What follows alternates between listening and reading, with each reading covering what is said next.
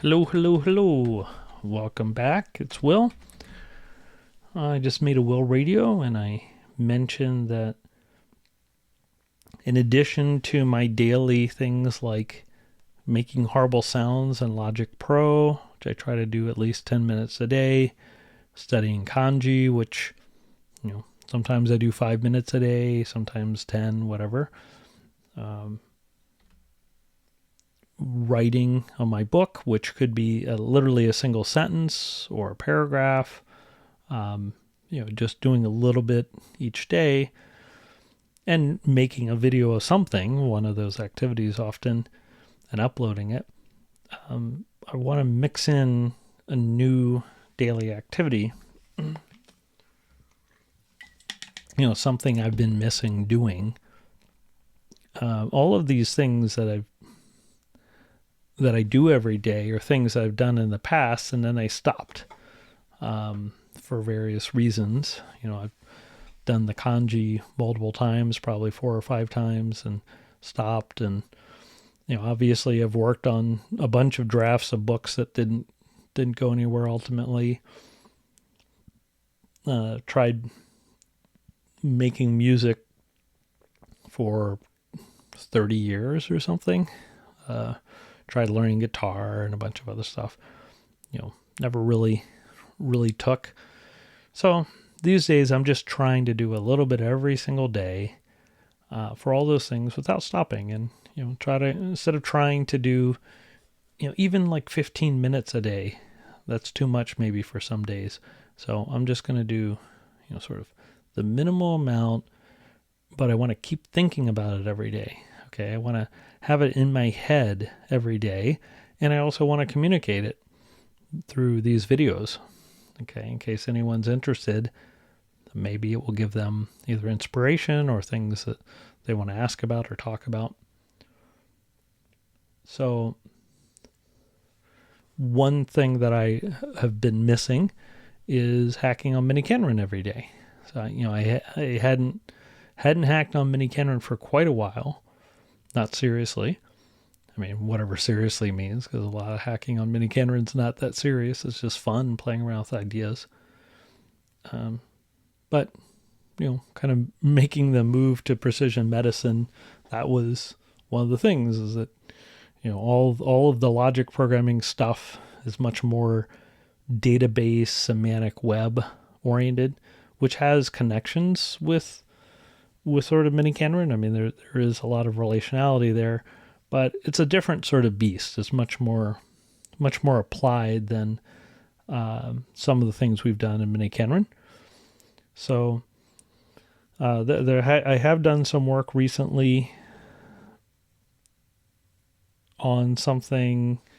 I'll just write down some things. There's the miniKanren. That's something I've worked on relatively recently for this talk at Lambda World in Spain. So miniKanren, that is a relational interpreter in miniKanren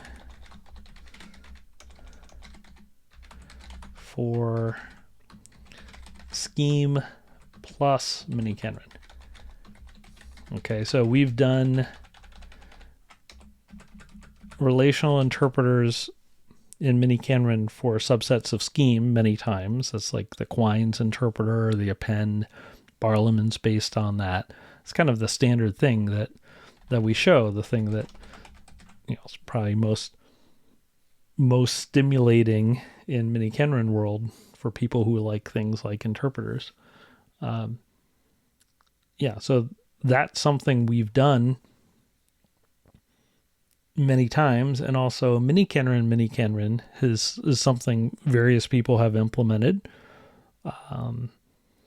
And what about combining those? Like, if you have an interpreter for miniKanren, or an interpreter for Scheme in miniKanren, well, why not have an interpreter for Scheme plus miniKanren in miniKanren as a pure relation?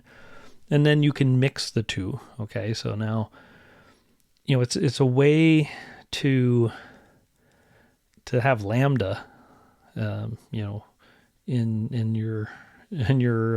relational language. It's a way to have nested runs plus some scheme code, so you can start tweaking or start dissolving, I should say, the difference between the functional programming in Scheme and the relational programming in miniKanren.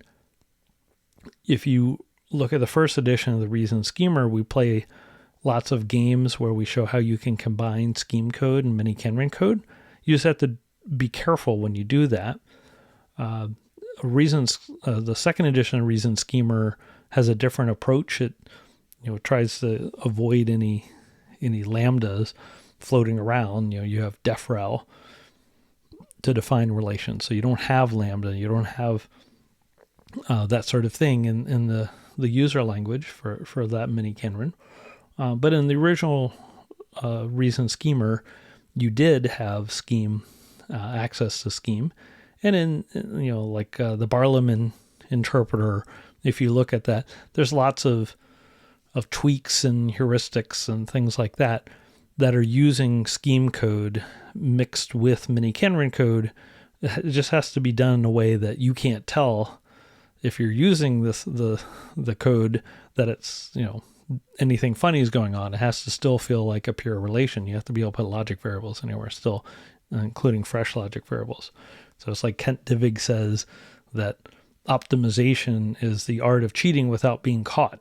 That's the sort of thing you can do when you can combine Scheme and miniKanren, but you do have to be, judicious about it. You have to be careful to not destroy the relationality.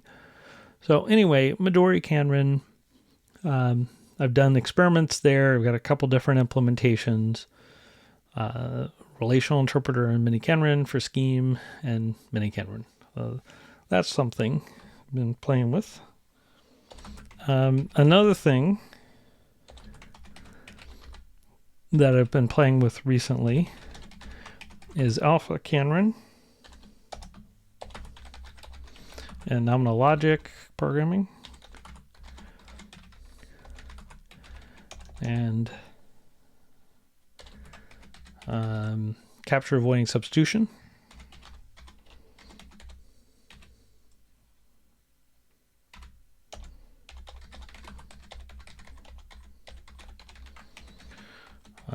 And Matt Lakin, who is an expert on nominal logic programming, visited me recently, and we sort of brushed off some of this work in nominal logic and looked at alpha-Kanren and what some of the issues were. So it turns out that alpha-Kanren has a bug in it, basically. But we figured out what that bug was, and I think I have effectively a fix for it. But there are some other problems with the nominal logic programming, and nominal logic programming has also been an area I think a lot of people have had trouble understanding, even the motivation for it. And then I've also played around recently for trying to do some nominal-ish stuff without using nominal logic or alpha-Kanren, with some success. Okay, so I think miniKanren and my experiments with things like capture avoiding substitution without nominal logic, they've got a little success, but they have some issues. So these are, I would put,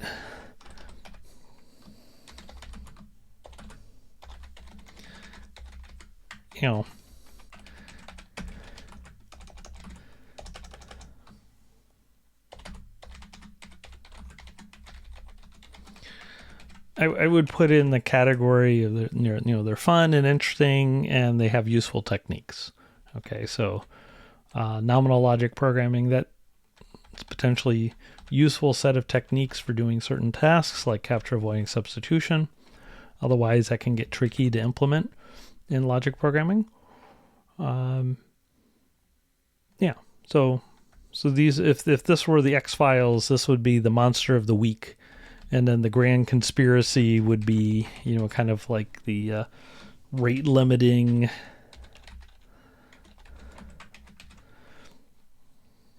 blockers for relational programming.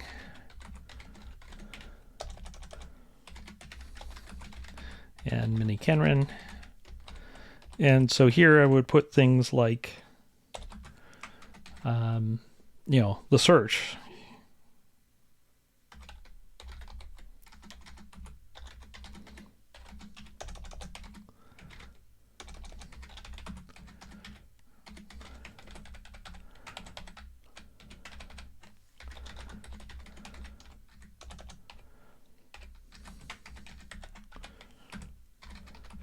Versus something more sophisticated or more dynamic. I don't know. I'll say,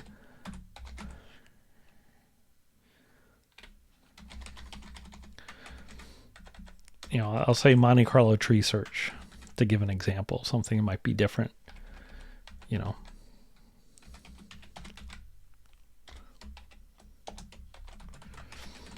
And Edward Commett has said with respect to the search that the KL divergence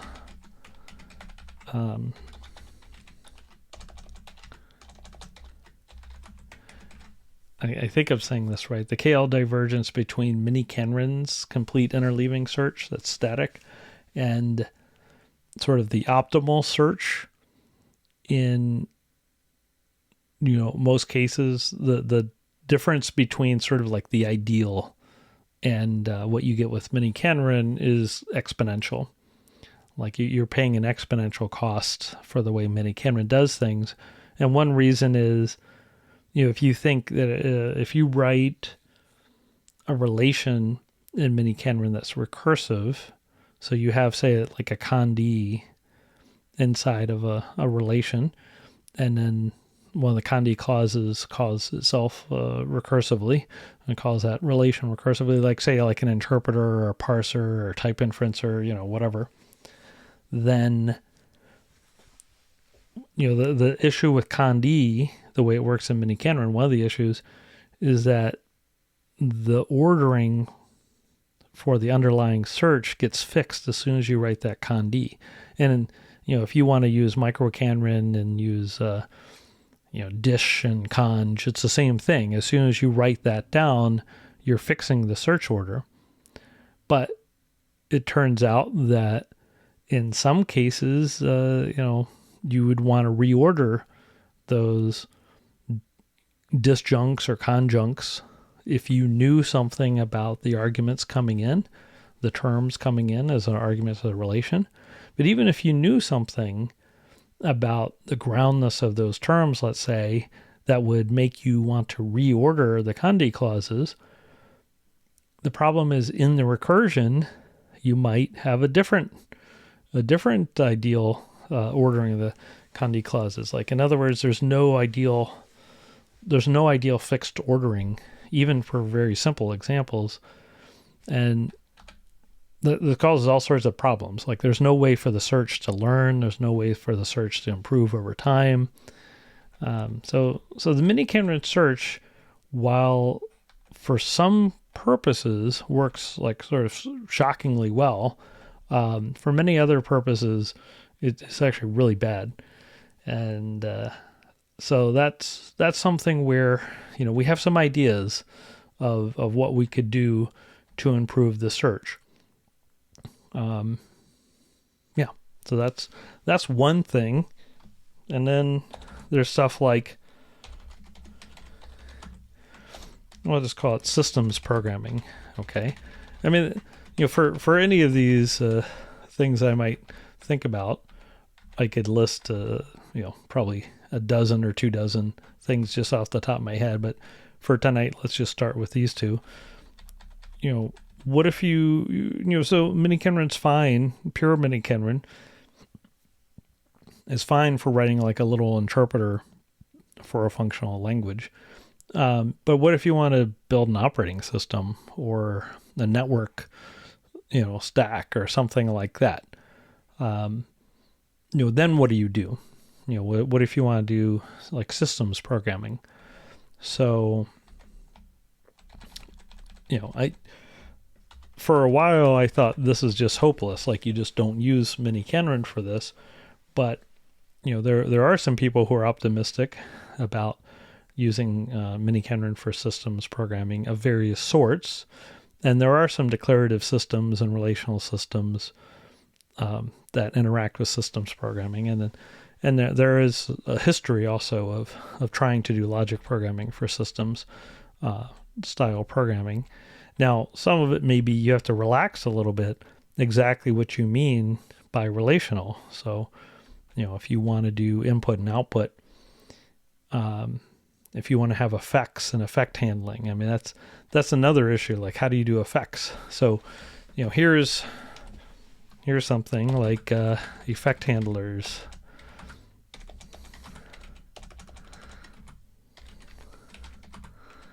Effect handlers and delimited continuations.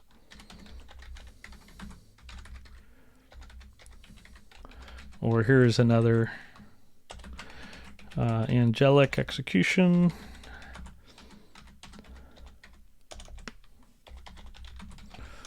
For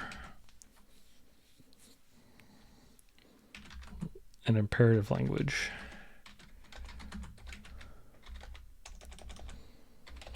Angelic execution is when we want to synthesize the inputs to a function.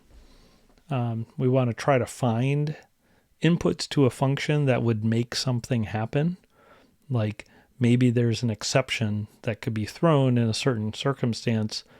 We want to see if we can, synthesize an input that would trigger that exception. That's an example of angelic execution. Effect handlers, delimited continuations, these are what are called control effects. So these are like call CC, except they have more structure than standard scheme continuations, and they're supposed to be composable. So there's this this issue we've had with control operators with our relational interpreters in the past, and several people have suggested that either effect handlers or delimited continuations might have better behavior that might be useful to us. Now, there's also a class of just like fun things. In fact, it's hard to tell where the boundary is for any of these things. Like what is fun, what is interesting, what's a useful technique, what's foundational. Maybe figuring out how to use effect handlers it turns out to unblock us in very deep ways. I don't know. It's hard for me to tell. Or maybe that's what you would need to implement an operating system or do systems programming. Maybe those are deeply tied together. So when I'm writing down some of these problems, don't take it too seriously. And fun hacking could just be, I don't know, like here's something, self-reps. So Nada, Min, and I did some investigations for self-reproducing programs inside of relational interpreters, and I felt that could be pushed much further. I think that's very interesting. It's related to quines and that sort of thing. This just seems like fun. That's fun programming. Whether or not it's particularly useful, I don't know. It's hard to tell, but I think it's important to just spend some time playing around with these things. So,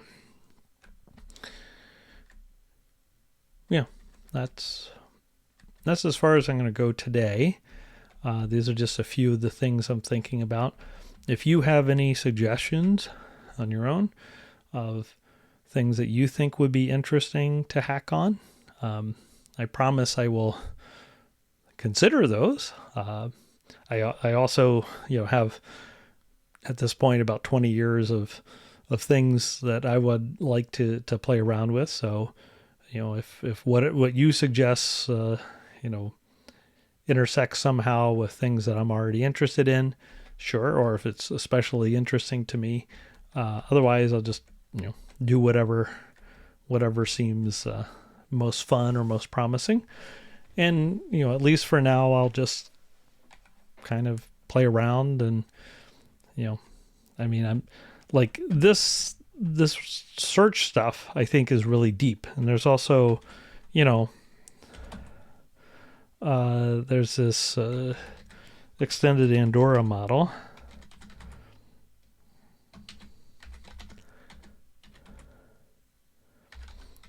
of conjunction. You know, there are a whole bunch of like really fancy things that could be implemented. May or may not be helpful. But you know, that's not going to write itself. This is kind of, it got a reputation of being hard to implement. I don't know if it is or not, but no time like the present to start playing around with it. So anyway, we'll play around with these. Let me put it this way: I am going to play around with these things at least, you know, every day, and I will make some sort of public repo to share those experiments. Whether or not I make a video every day, probably not, but you know, I'm sure I'll make a video at least some of the days. Okay, it's just like writing on the book, you know, whatever. Some days I'll make a video of it, some days not, but I want to at least, you know, write one goal expression or S expression or something each day, just playing around, or write some notes to myself. Okay, like in this case, you know, trying to figure out what I'm going to do. That counts for me. Yeah. All right. I'm excited to be thinking about this miniKanren stuff again.